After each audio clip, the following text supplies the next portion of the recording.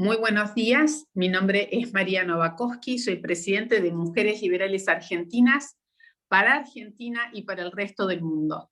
Estamos inaugurando una nueva división para nuestras entrevistas internacionales y damos la bienvenida a una mujer que conocí en un seminario que la Fundación Friedrich Naumann me convocó el mes pasado para líderes feministas alrededor del mundo, a la señora Ayesha Bano. Es nuestra primera presentación. Voy a dar una breve introducción de su currículum en inglés para el resto de la audiencia y bueno, la voy a saludar. Good evening, Mrs. Ayesha Bano, how are you doing? This is Maria Novakoski from International Republican Women from Argentina. I was telling the people, our audience, that we have met on an international seminar that we have held last month from the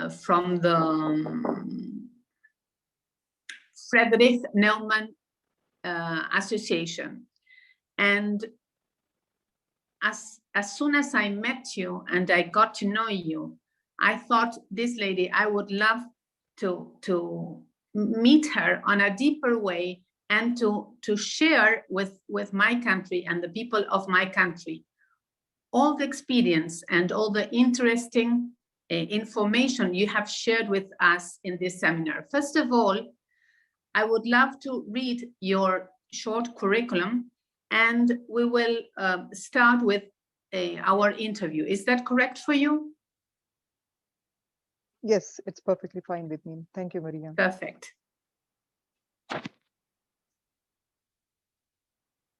So,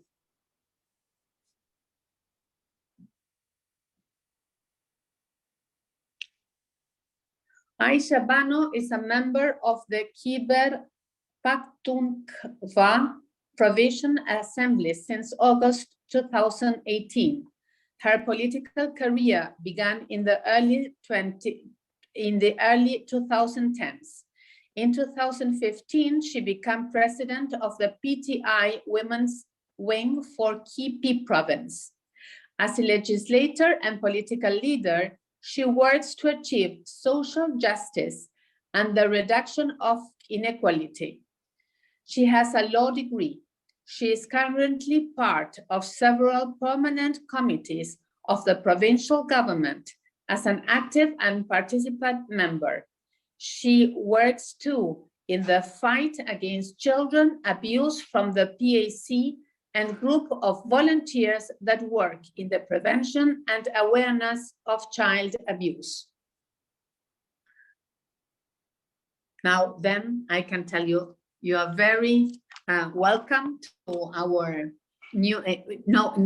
our first international program, and please be our guest, telling us who you are and a little bit of your story, please, about how and where have you been raised, and who is Ayesha Bano. Thank you, Maria. Thank you very much for giving me an opportunity, because it is very important to know what is happening across the world. You know, sometimes you feel that it is just us and, you know, it's our community and our issues. But when you meet with other people and other women from development countries and even developed countries, so you get to know that they also have somewhat similar issues. So thank you, Maria. It was very interesting meeting you all. And, you know, to my surprise, I always thought that it is mainly the issue of development countries to have issues like equal opportunities and women emancipation, and, you know, when we talk about women education. But, you know, it does give you a sigh of relief to know that there are other developed countries. They are also, the women in that developed countries also go through the same process of struggle that we are currently going. I'll just give you a little bit of background of what Pakistan population is. It is about 220 million population, and 50% you can imagine is the population of women. About 50-51% is women population, and women right to vote was safeguarded immediately after the Pakistan was in 1947. Pakistan was made, and it was re-informed and informed in 1956. So the women participation to vote was given. This right was given to women at the very beginning. Keeping that in mind, women representation in the provincial assembly is about 20% currently, and in local government it is about 33%. Speaking about women emancipation, we all know that if the country wants to increase the GDP growth, it is very important to involve women in the economic activity. And unfortunately, Pakistan, where the literacy rate is very high, and literacy rate is not too high, and out of school children, there is a big percentage of women, girls that is out of school. Majority, the out of school children, the majority is the female girl that is out of school. So we have about 69 representation of women in the National Assembly, and about 27 in the Provincial Assembly, where in our KP Assembly. So I'm one of those 27 women in the Khyber Pakhtunkhwa Assembly. We have one elected member. Keeping in mind that the laws they have, just to make sure that we are given political representation and political empowerment, we have certain amendments recently being made in the laws to make sure that the women are given right to vote. Initially, there were sign agreements between the two groups or between the parties, and these agreement would not let the women to vote. So there were, times when this also happened. But now there are very strict laws, and if they have made it sure that the women are given right to vote. And nowadays, it is if the vote in certain polling station is outcome is less than 10%, the vote of that polling station is not accepted. So they have to repoll. So just to encounter that, there are laws that does ensure women representation, and not only in the political sphere, but also as a voter. Then again, we also have women representation. There is a law that every party is bound to give 5% ticket to the women, a female of their party. Coming back to women emancipation, whenever we talk about women opportunities, I am a glaring example of women emancipation. Although I belong to a political background, my grandfather, in fact, was the Senate chairman. It is the top tier of the lawmaking. We have Senate, then we have National Assembly, and then we have Provincial Assembly. So he was the Senate chairman twice. He served as Senate chairman in the Senate. And he also served as on the very important position. Then my uncle, he also served. He was in politics. My father was a federal servant. He was a bureaucrat. But keeping, it was very important for me, because although I do belong to a family, I have a family background, and they are educated, and it's a political background.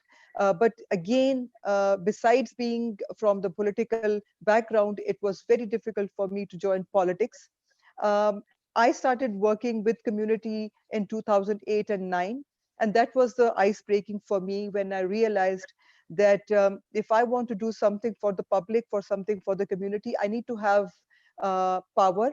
I need to be in a position to do something, because you either need to have your own organization, or you need to be part of some institution or organization. So keeping that in mind, I slowly and gradually started working, and I made my way to the PTI, because whatever our leadership, whatever the chairman of our party, Imran Khan, who's now currently the prime minister of our country, whatever he used to say, that inspired me so much, that my family belonged to another political party, And it was very strange for me to join another political party. So this was number one challenge, because family was, my father was contesting, my uncle was contesting from a different party, and I'm supporting another party.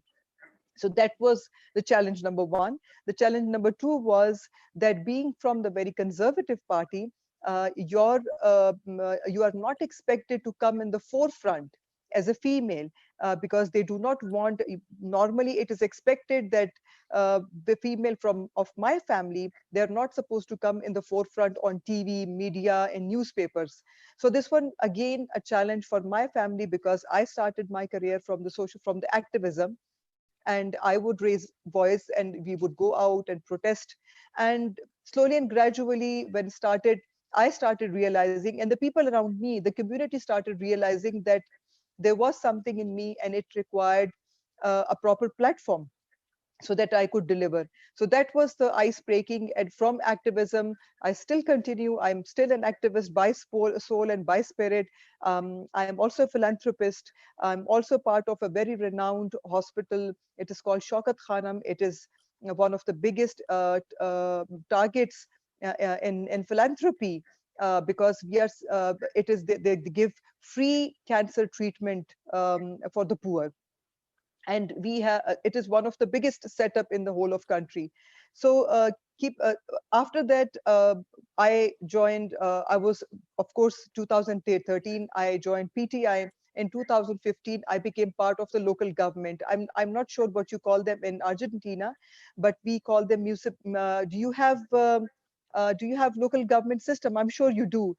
You have mayors and you have councillors in your areas. So I was a Yes. counselor. In 2015, I served as a counselor for 3 years. From there, it was for me, it was a takeoff. It was you can say that it was a runway for me, because that was the time when I delivered and I showed my family what I actually was capable of. And when I joined local government, it took about a year and a half for my family to accept that I have actually joined politics and I'm coming in the forefront and I'm actually going to be out there, seen by the public, acknowledged by the public. So for 1.5 year, my father didn't talk to me. Although my sister and half of my family was supporting me, but I really appreciate my husband, because I feel that he was the only one during that time period, and maybe my sister was the and my brother-in-law. These two three people, they were the handful of people in my life who actually stood by me and supported me, because they knew that I had something in me and I could do something, and I could make a difference. Believe me, before when my father found out that I have become a counselor, normally the concept of counselor in Pakistan, it's very different. It is expected that people from very humble background should become a counselor, and somebody with the law background and law degree is not expected to end up being a counselor. So this was a change, again, I would say, for my party, and my party was really appreciated, because there were doctors, there were lawyers, there were educated women who joined, and they were part of local government when I was part of local government. So this was really appreciated by everyone. Then slowly and gradually, my father and of course my brothers, they also realized that she has something and she has the ability to prove herself. And believe me, it is always a challenge, because to the general public, it is not it is the difficult part is to satisfy and prove to your own family, especially when they have doubts. And that it was not that they had doubts about me, it is the environment, it is the culture, it is the patriarchal society where women are expected not to come in the forefront. And it is there is hesitation for the women to come and join politics. So this hesitation, it is not that they had doubts, my parents had doubts on my capabilities, thinking that I was not capable of doing something for the public, or I could not deliver. But it was the doubts because the society is very different. Because the society, once you become a politician, you have no private life. You can be stopped at any restaurant and you could be asked for a picture. You don't have a private life. Whatever you do, it is, whether it's right or wrong, you do something good, it is publicized, it is on TV. And if you do something bad, it is also publicized and sized in the same way. So you lose that edge of a private life. And that was the main thing, because being from the conservative family, it was not very appreciated by my family to lose that gist of having a private life. So but I feel that God has been very kind. And I would say that again, my husband, he was very supportive throughout all this period, because once you are in activism, I'm sure you're all aware of it, you always end up making enemies. You rarely have friends, because you're always fighting for the you're either fighting for the parks, you are either fighting for the greenery, you are either fighting for the illegal land mafia, land grabbers. So you always end up making enemies. So even in that regard, my husband supported me, and he was the only one who stood by me and supported me and protected me, although we were given a lot of threats. We were given threats to be shot once, because we were fighting against somebody, a group of people who were in government, who were in power at that time. So it was a very big step, and a breakthrough for me, and also for my family. So it did did take them a little while, for my father especially and my brothers, to accept that I actually was making a difference and I made history. There were so many things that I did, and I can very proudly say that being without being underestimated, I would say, and being discouraged, I still didn't give up. And I was given very interesting titles by the people. Some would call me Iron Lady. Some would call me, that she's like a missile that, she's given a target and she achieves that target, she would get there. So, the titles I was given by the people, it was overwhelming. The same enthusiasm and the same intentions that I wanted to do something for my public, for the people in general, and for community, that give me so much power. And this is what I keep on telling whenever I go to schools and colleges, whenever I have to speak in general to the public. I keep on telling them that my intentions, because I wanted to do something good. I didn't have any hunger for power, no hunger for position, no hunger for for the to I didn't have that urge to join politics just to have that power of a politician. But the reason why I joined politics was to make a difference in people's life. So maybe that was the intention, and that has always protected me by any kind of negativity till now. And this is the only thing that has protected me by so many things that I have been facing till now. Because in, like I said, in activism, in politics, it is, if you are very lucky, you will end up making friends. You always end up making enemies, even in your own party. Because Maria, if you remember, during our session, I asked one of the guest speaker that tell me the techniques, how not to intimidate my counterparts, how to speak so that I don't intimidate them. Because the moment they feel and they realize that it's a strong woman, and that you're firm, whatever you say, you can take stand on whatever you are saying, that does intimidate men around you. So I basically do not intend to intimidate anyone. I basically have come to politics, joined politics, because there were things that I wanted to achieve. And one of my targets were to fight street children, to do something for these street children. And this is the target. This is the area where I started working as counselor in 2015. Now Ayesha, I am the, yes, may I speak? yes, please. I will drive you to another part of our interview. Okay. I've been reading a Pakistani poet called Kaveh Akbar, who described women as a poor deer running over and over and over by every passing car, and still standing in the glow of the highlights. I was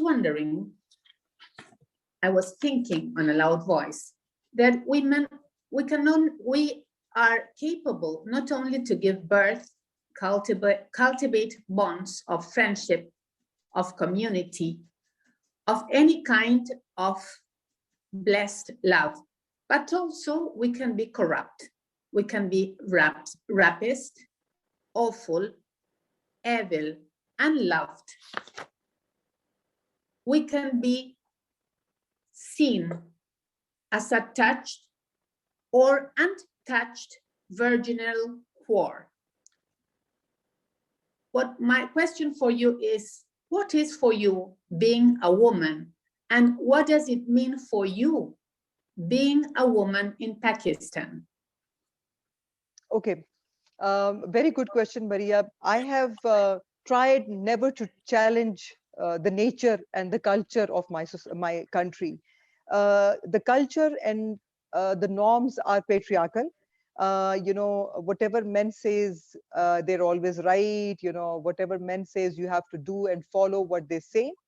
So coming back to your question, being, Ayesha itself, I will never challenge the norms of my society. Things that are so precious to us, culture that are so rich and so precious to us, I will not challenge them provided they are not harmful. If they are part of culture that are harmful for our society, I will definitely challenge them.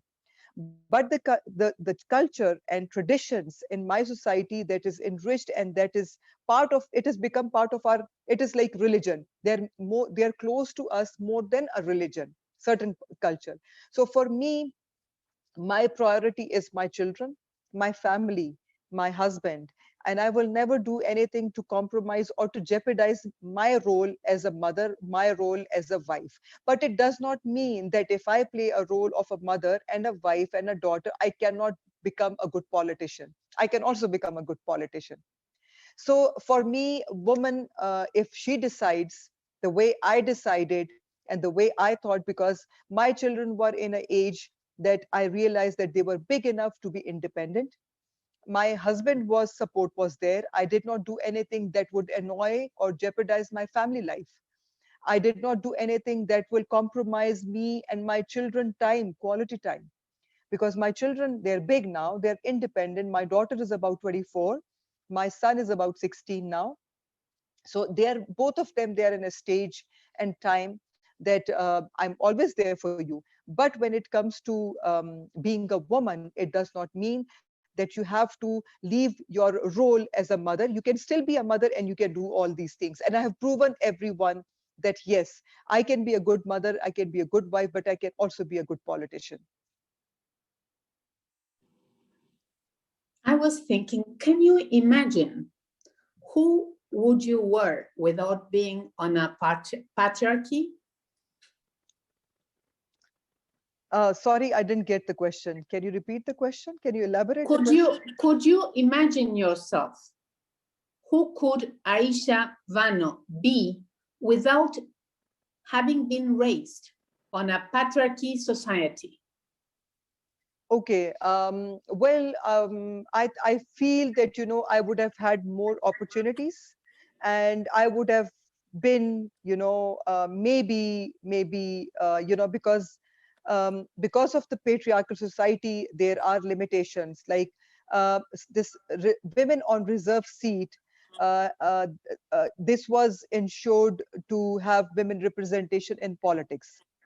But instead of making this a positive point, it has also negative effect.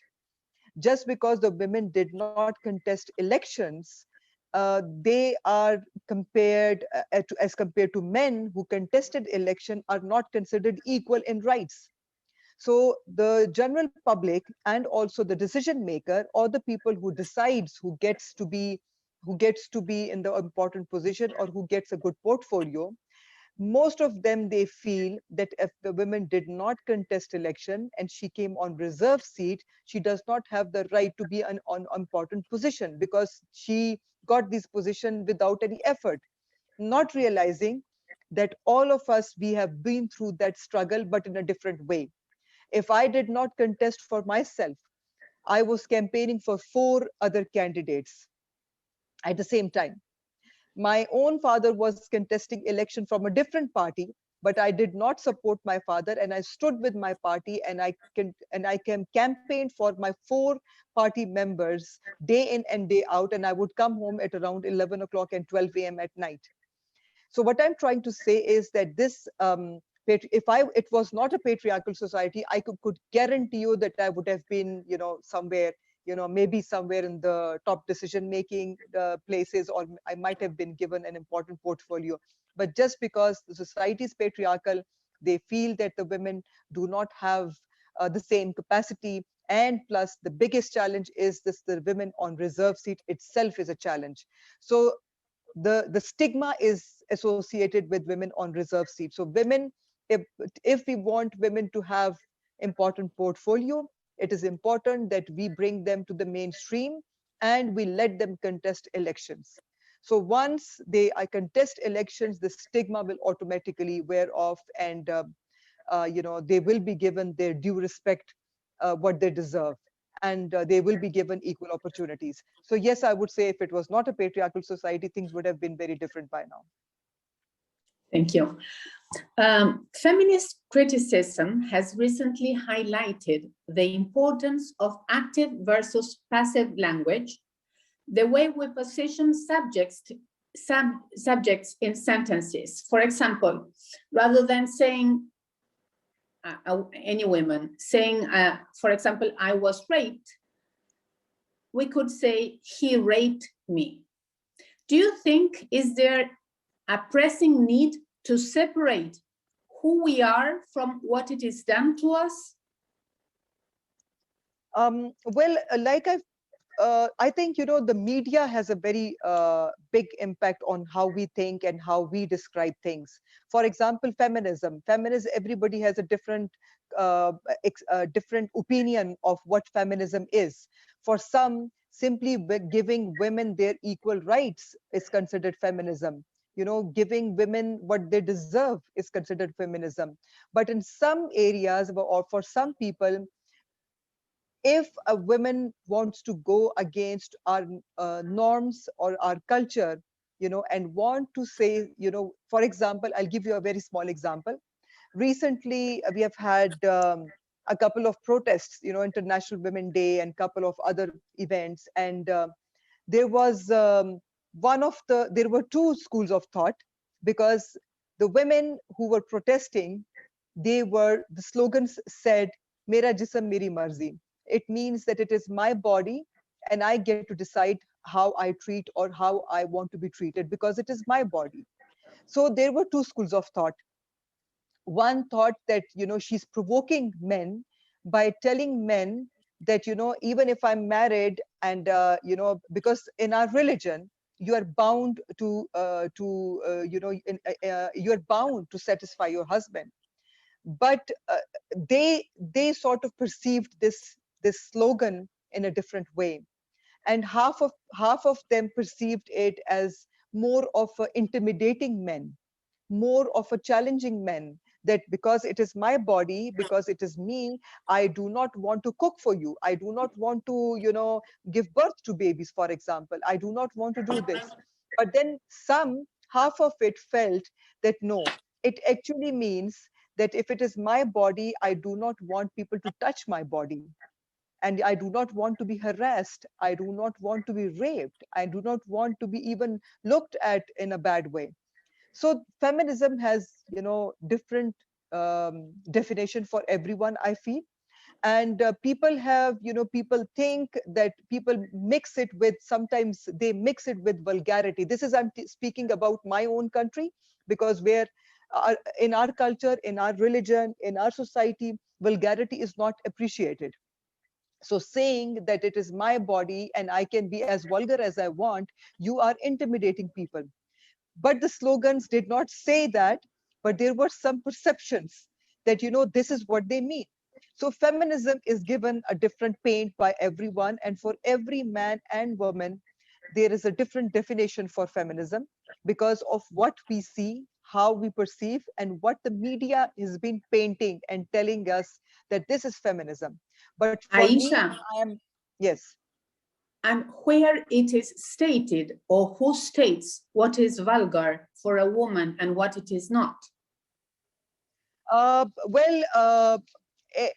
Because it is a Muslim country, we are an Islamic country, which is a Islamic Republic. And the thing is that being a Muslim, there are limitations. There are limitations for women, and it is defined in our holy book. And it is not just, like I said initially, before I started my conversation, I told you that there are culture, there are norms. It is a rich society. We have rich culture, and some of the culture and traditions are so embedded in our society that it is more important. It is as important as our religion is for us. And again, like for example, vulgarity, I would not want to go into detail because it is another subject. But for us, we will Muslim, work in it. Yes, but being a female, being a woman, we do have limitations. Whether you're from like, you know, because it is like Maria, it is like going to a temple in, let's say, Sri Lanka. For Or example, it is like going. I'm asking one thing. If you want to show your legs, is that vulgar? Well, for me, yes, definitely. If you ask my personal opinion, I would say yes, it is vulgar. If you ask me to show my legs, I think it is vulgar. You know, Okay, for me, and not for for your other people, and for your because daughter? it is because it is my culture, and it's not Yeah, that but if Maria wants what to I'm wear. asking you is, your daughter, does she think that way too? Yes, I think so. All right. And Yes, and it's not do that every if Maria wants to wear a skirt, you know, it's not that I will judge Maria, because it is her culture, it is her, you know, it is, I'm no one to judge. But when it comes to myself, yes, definitely, because and it is not our religion. Yes. what happens with, do all women think that way, or is there any other women who thinks on another way?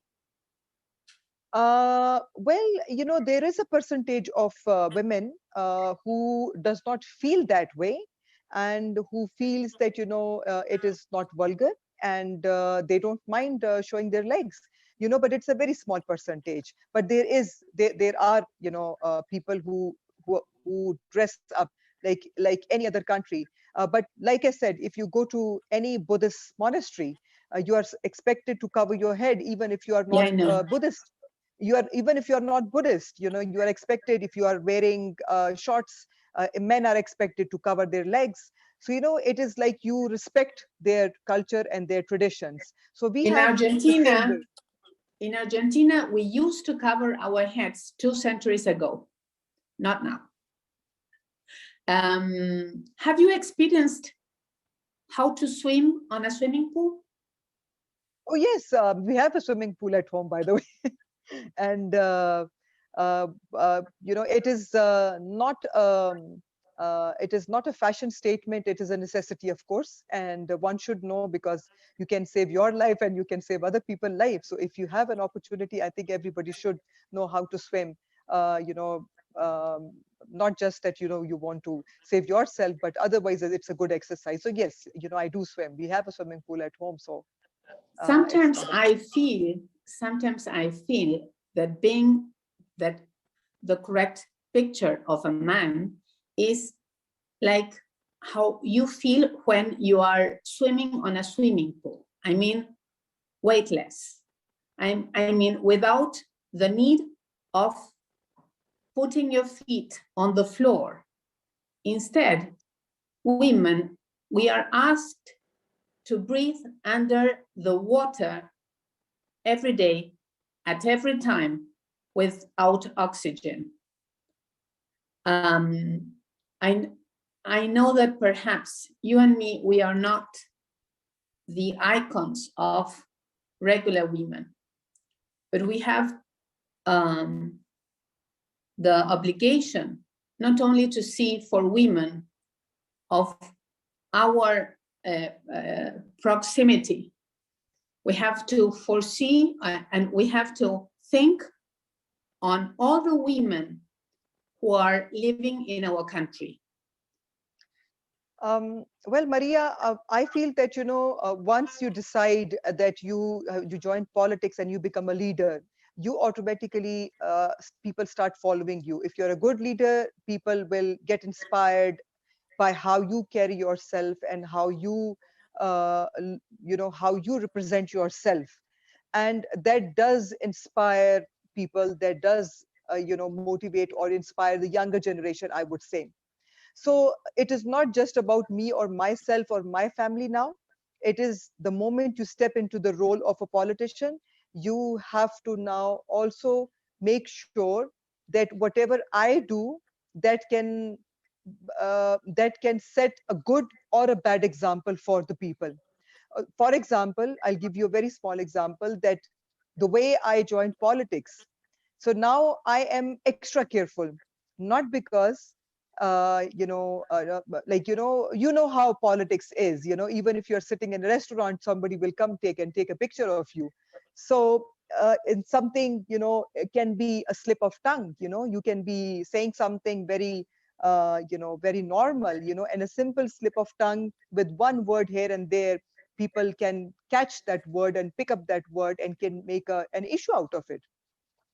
So I feel that, being a women politician and a female politician in Pakistan, it is not just a challenge that you have to look and the way you represent yourself, but also it is an additional burden of, like, if you make a mistake, the generation or the girls who wanted to become a politician or who wanted to follow your footsteps, you create issues for them, because you set an example. So you can be a good example and you can be a bad example for those girls.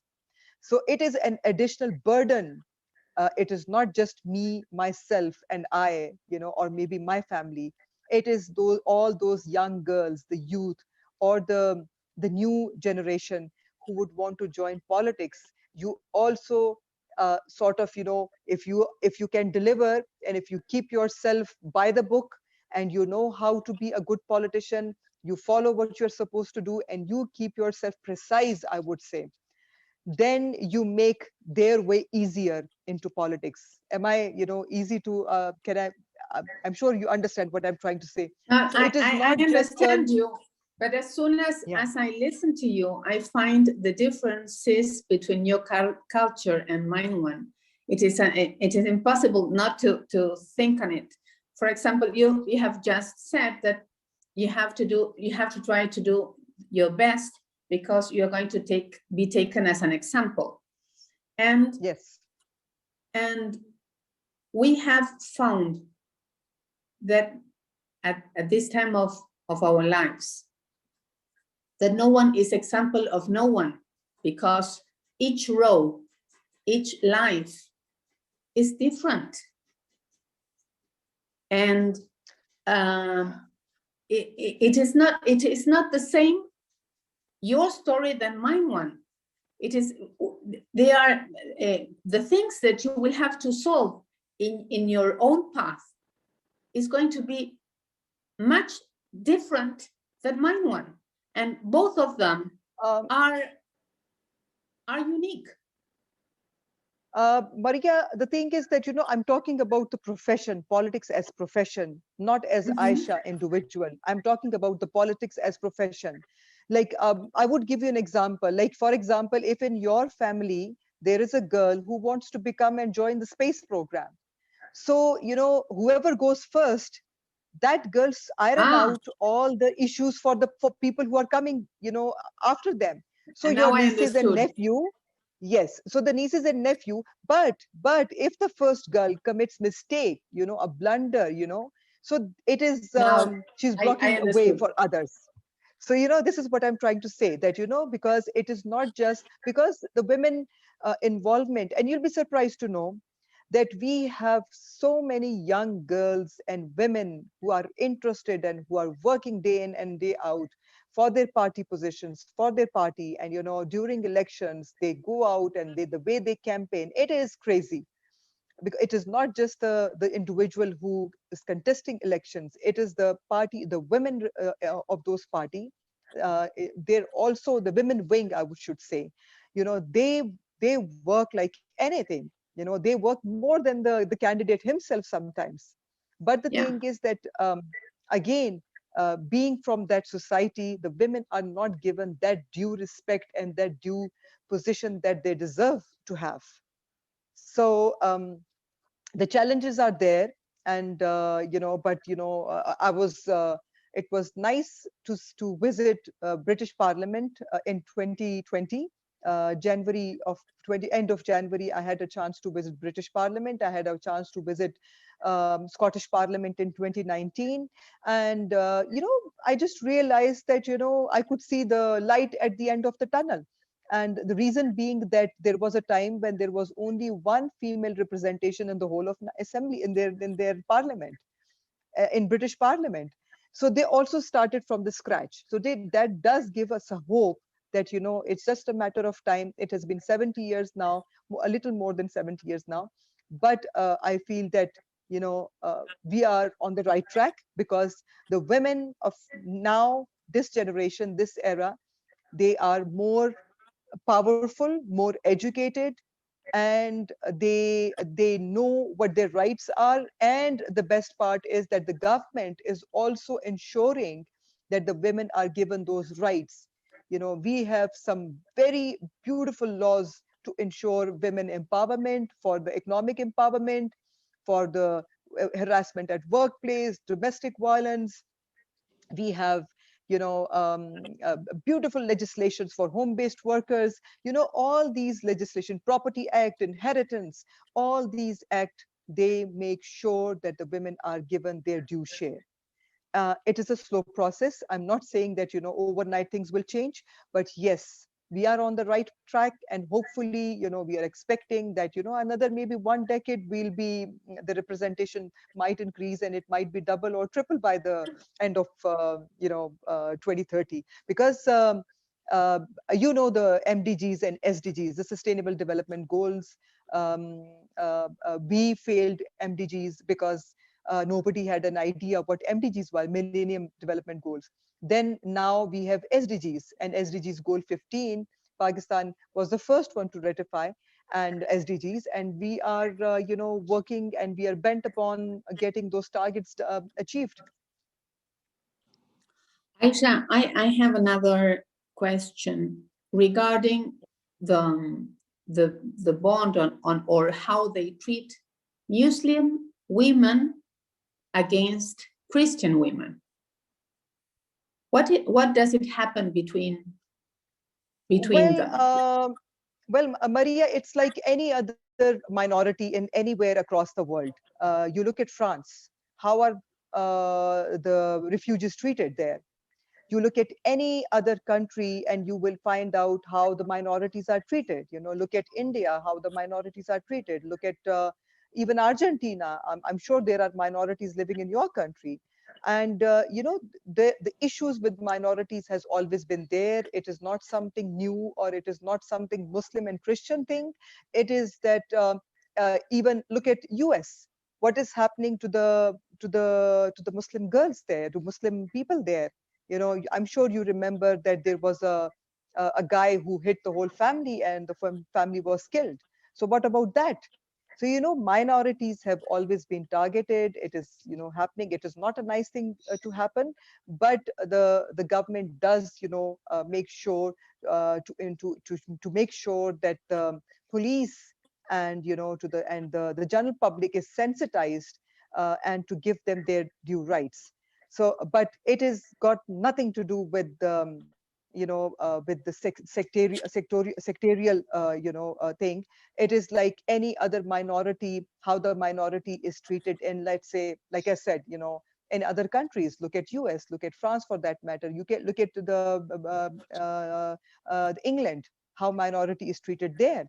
Every second day you hear that somebody has been harassed, or hit by the car, or things are happening. So minorities, it's I think a common issue and a common problem. And I think that, it needs to be, addressed across the world, not just Pakistan. It should be tackled by everyone, and everyone, to make sure that they are given protection, at least, yes. Okay, I was thinking, what does Ayesha Bano do on her free time? Do you have free time? I do, and I paint, and I cook, and love to spend time with my family. I travel a lot, and well, before COVID, we used to travel quite frequently, at least 3-4 times a year, and short trips. Like, I normally don't take long vacations, but like, 5 days off and a week off, but used to take small trips to the Europe, or any other country that we desire. And I love traveling, and I love working out, and there are a lot of things that I do in my free time. I love spending time with my children, and I like watching TV programs, especially if it is a crime scene investigation. It's very and making seminars. Well, seminar is something additional, because I feel that, if you don't learn, your knowledge and your information becomes static. So it is important that you keep learning new things. So yeah, I think it's very good too. I will give you my last question, and after your answer, I will open the questions for the rest of the audience. What makes your identity? What makes you Ayesha Bano? My resilience and my intentions, I guess. I normally, I try not to quit. If I decide to do something, I give my 100%, and I try and make sure that, my intentions are always clear. There is no distraction. So this is what I do. And your culture and your country too. Of course. That is that is our priority. Yeah. Okay, let me ask our audience if they would love to make a question to you. Los invito a los presentes a hacerle una pregunta a Ayesha, si quieren, en inglés. Si no, vamos a dar por terminada nuestra reunión. Wayanti, how are you doing? Are you there? Yes, I'm fine, thank you. How are you doing? It's a nice conversation. I'm so happy to see you all. It is a pleasure to see you too. And I'm so happy of you all. Fine. Sorry?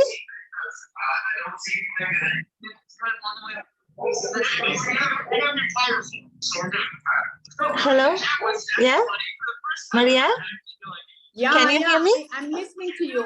Would you like to make a question for me? Would you like to make any question to Ayesha? Yes, I typed one. I asked, do you like to feel the freedom without those boundaries and rules as other women of other regions, other countries? Sorry, can you repeat your question? I didn't get it. Can you elaborate? If you like feeling the freedom when you go out of your country. Not out of the country, in anywhere like us, we have the freedom of we can wear any frock or any dress, and we can do anything. We can be educated, we can go anywhere like that. So in your religion, you don't have that freedom. So I asked that, do you like to be free like us? Well, honestly speaking, I think, like I said, there are, it's not that that I cannot remove this veil from my head. I can, and I do, because you remember, Maria, I was attending those sessions without covering my head. So although we are supposed to cover our head because this is the actual political representation, as a politician, this is how I want to be seen by people. And in my free time, it is my free time and I dress up the way I want to. And honestly speaking, Vanti, I don't have any regrets because, nothing in this world comes for free. You have to give sacrifices. You have to, once you commit, commitment is a commitment. And like I said that, once I decided that this is what I want to do. So I knew about it. I knew about the effects that, I will have limitations and I will have, my life will become public and, there will be issues that, I can be questioned on any turn, on every turn. So, I was aware of all these limitations and I'm perfectly all right with it. And I choose this myself. It is not being imposed on me.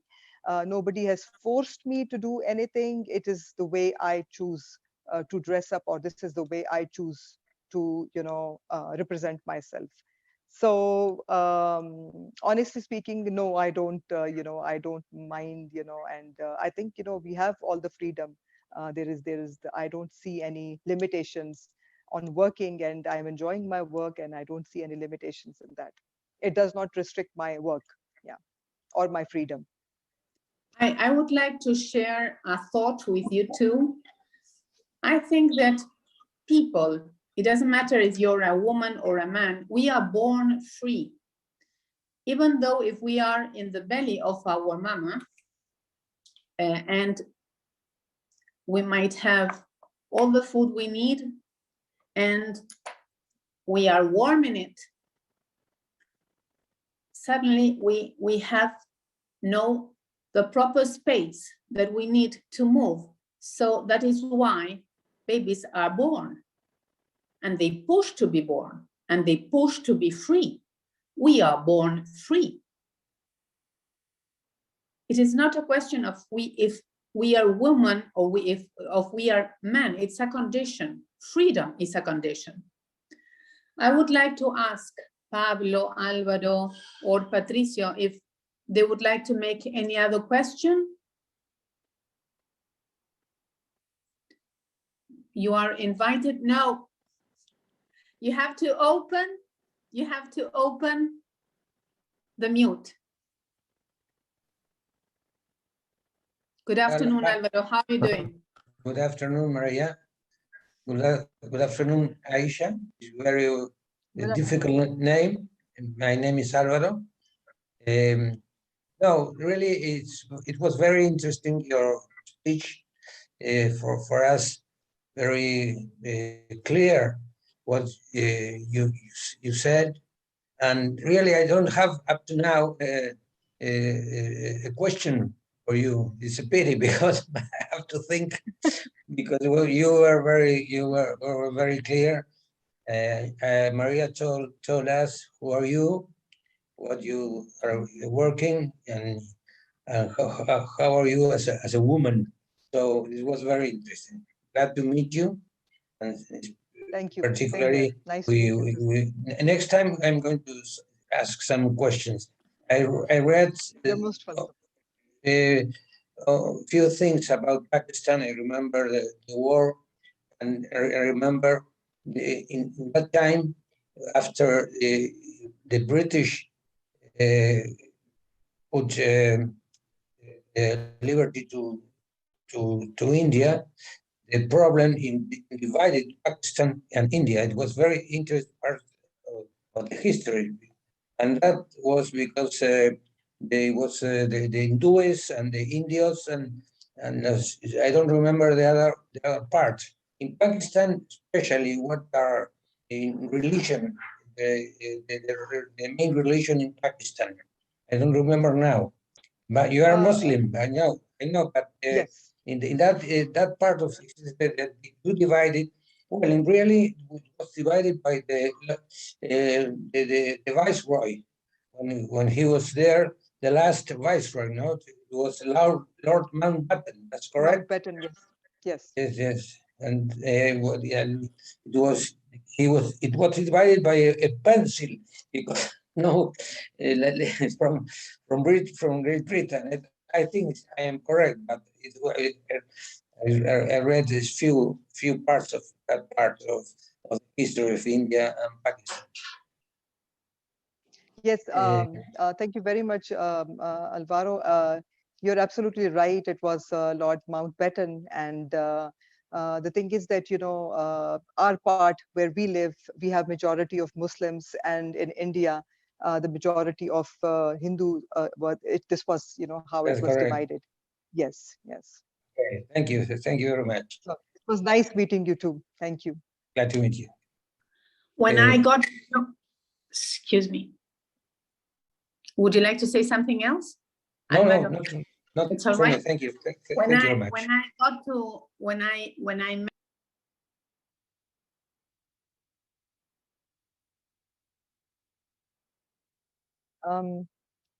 Maria, I lost you. I can't hear you.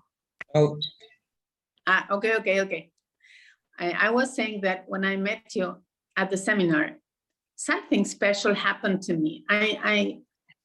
I meet a lot of people and a lot of women, but when I met you, it was like a light, like a special light in the horizon. And I'm so happy to get to know you. I think that we have a strong bond to cultivate and a lot to work. I am intending to study about a lady who has been murdered in Pakistan, Qandil Balok. Qandil Baloch, yes. Yeah, someday I would like to make a next interview about her life and what had happened with this lady. If you do mind, and what happened with the rest of the women in Pakistan? How are they being? It was a typical case of honor killing, and very you know, we do have a law for honor killing, and well, it is not that we do not have laws, but it is the mindset that needs to be changed, because you know, you need to study that, you know, a little bit on net, because it is a big topic and a big subject to study itself on honor killing. Honor killing has been, you know, this has been happening in all the countries, like, you know, this part of the world, like in India, Afghanistan, Pakistan, and, you know, a couple of other even Arab countries, and, you know, this belt.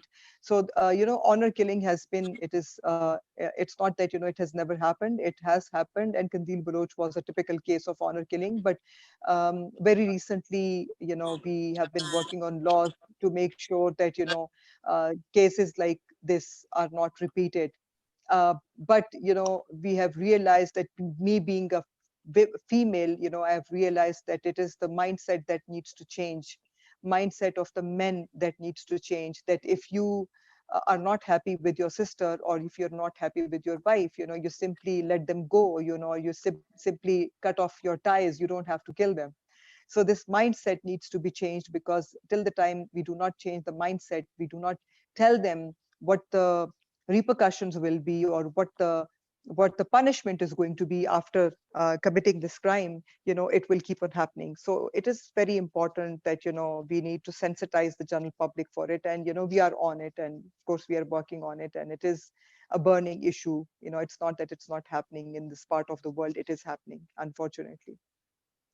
Ayesha, thank you very much for all your light, for your time, for sharing all your knowledge and your culture with us.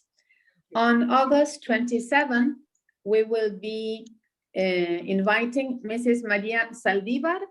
She's an Argentinian, but she's living in Spain, and we will speak about fanatism around the world.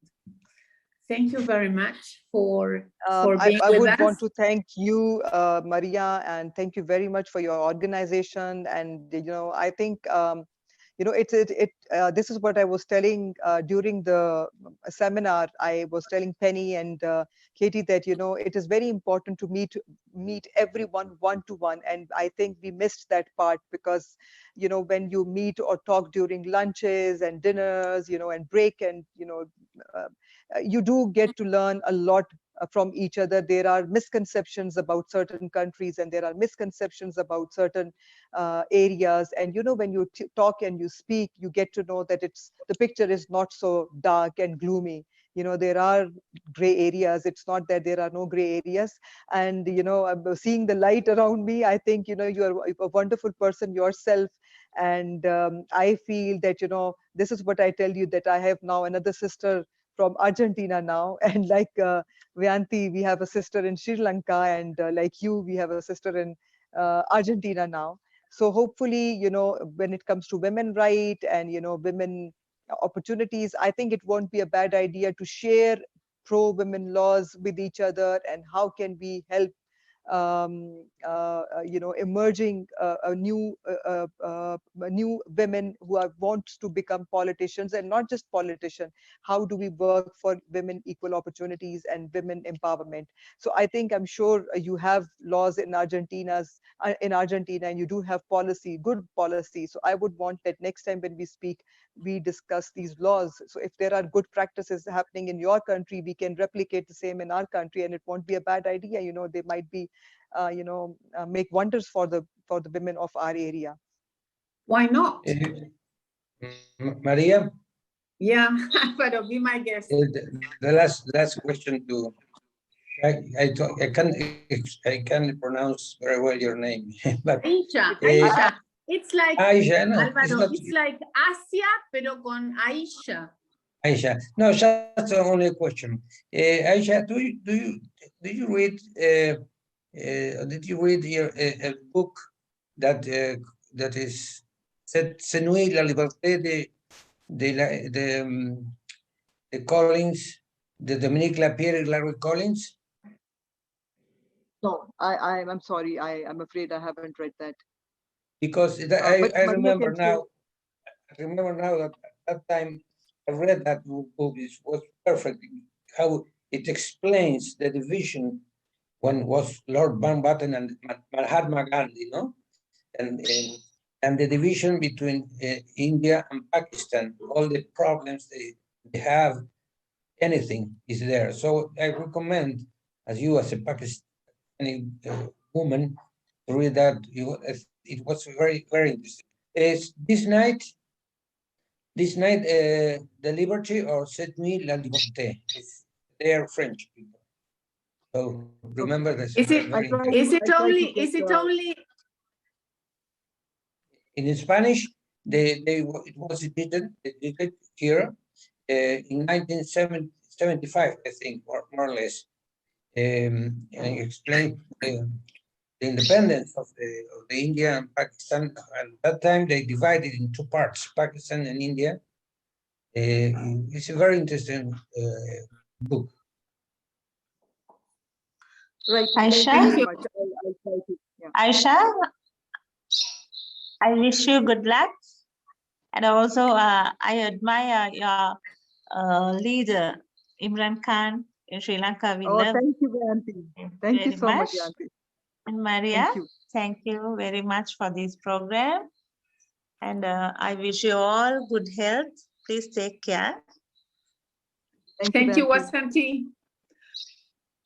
Ayesha, don't mind. Next time, I will make the interview in Pakistan. I give you my word. Okay, definitely. I will go and waiting for you. We'll be waiting. I will go and visit you. Okay, thank you very much. Okay, thank you very all much. of you. Thank you. It was a pleasure to meet you. Same it was a pleasure to meet you. See you. Thank you. Thank you. Bye-bye. Bye. Bye-bye. Bye. Bye. Okay.